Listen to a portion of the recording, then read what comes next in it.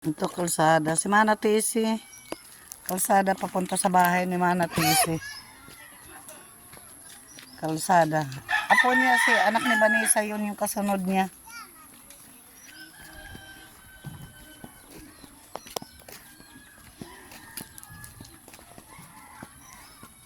Yan, may mga parol na sila. Malapit na kasi ang pesta. Ito bahay ni Nanay Tisi mo.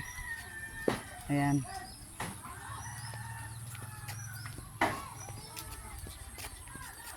Siya lang yan mag-isa. Kaya lang, pag dumating lahat ngayong pesta, darating sila lahat ngayong pesta. Yan bahay. Ito yung kayang yung pinaka-gate. Dito. Ayan. Ayan gamit ko sa pagmamanicure. Yan. Minsan kasi may minamanicurean ako. Ayun. Ayan. May daan dyan papunta sa kusina. Ito. Ayan. Yung loob ng bahay niya. May pangalawang mga paligid niya. Puro halaman. Ito din. May grepo na. May kuryente. Yan may halaman. Ang ganda.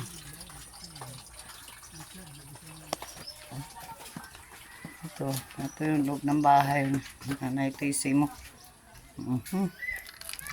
Ayan. Ayan. Loob ng bahay na Nanay Tisi mo dito sa first floor. Ayan. May TV rin sila. Ayan. Ayan yung padala ni Kuan Gilay. Nauna. Tapos yun, yung mga bulaklak niya, ang ganda. Presto ang halaman na ito, yung sarewa. Ito yung kusina niya. Dito kusina.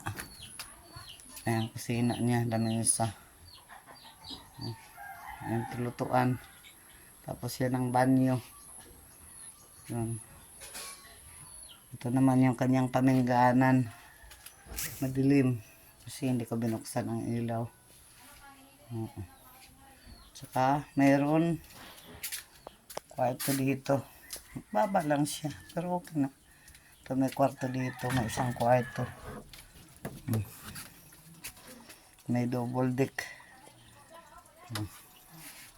Kitang kita ang ano dito sa labas. Tapos yung papunta sa taas, ayan ang hagdan. Doon. Ito sa kanyang pinaka-taas ko na. Ayan. Ayan. Dito. Maraming kwarto rito. Ayan. Ayan kwarto. Isang kwarto. Ito lalagyan ng mga damit nila.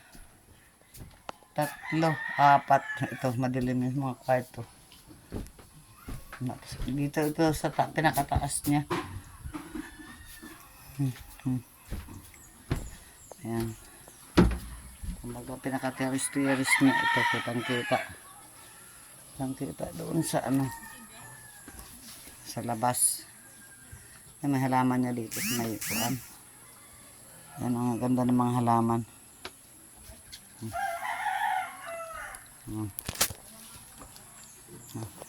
Dito ako lagi nagtatambay. Doon ako sa baba lagi nagtatambay.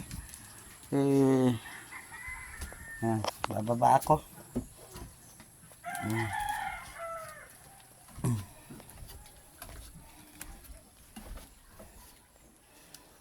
Aray ko. Nalabas ako. Dito ako lagi. Dito ako nag-manicure. Dito naman ako lagi nagduduyan. Mangin man siya. Minsan, kanina nagkulay ako, tinulay ko yung buhok ko. Ang ganda namang halaman niya. Orchids. Lalabas ako. Pag dito sa labas, ayan yung street ng diretso. Tapos dito naman sa diretso rin yan doon. Papunta ka sa bahay nila Lolo Sinoy mo. Tapos,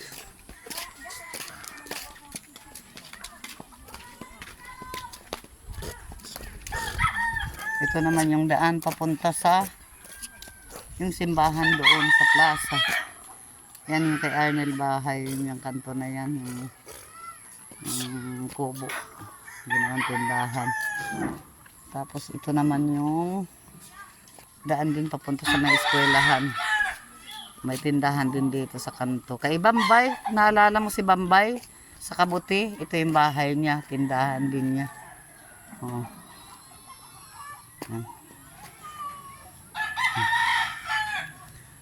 Nandun, doon, banda roon yung simbahan. Banda doon. Ito namang diretso na ito papunta sa bahay ni Kuan. Lolo Sinoy mo. Oh, may nagtitinda ng ano dito. Harad sale. Mga harad sale. Oh. Ayan oh, may nagtitinda rito. All items 20. Okay oh, tingnan mo.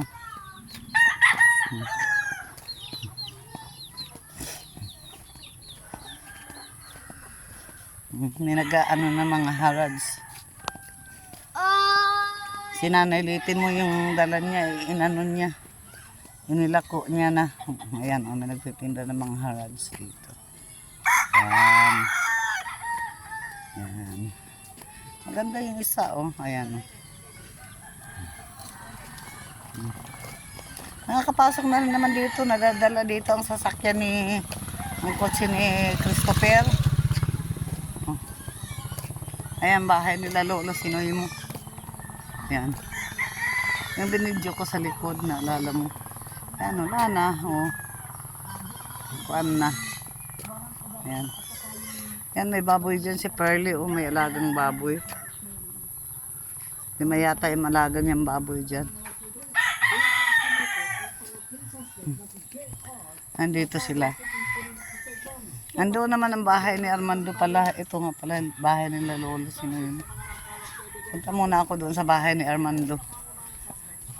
Malaki na yung bahay nila Armando. Dito sa Dolo. Oh, dito. May kalsada rin daan dito papunta doon sa ano rin. Ganito lang mga bahay dito. Oh. Ito.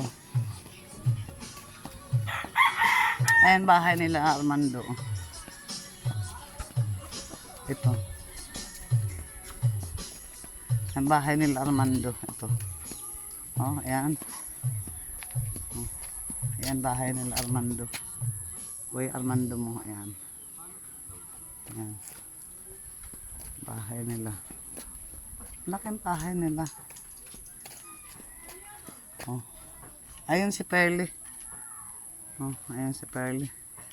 Galing yata mag-ani. Oh, ayun bahay nila dito.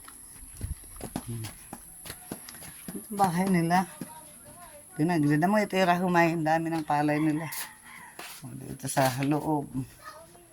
Ang bahay nila kay Armando mo madilim. Hindi pa nila sinisindihan ng ilaw nila.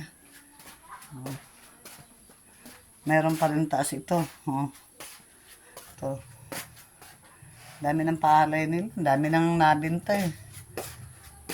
Ito lang isa nila. Mayroon pang taas doon. Maraming kwarto doon sa taas. Ito kusina nila. Ito.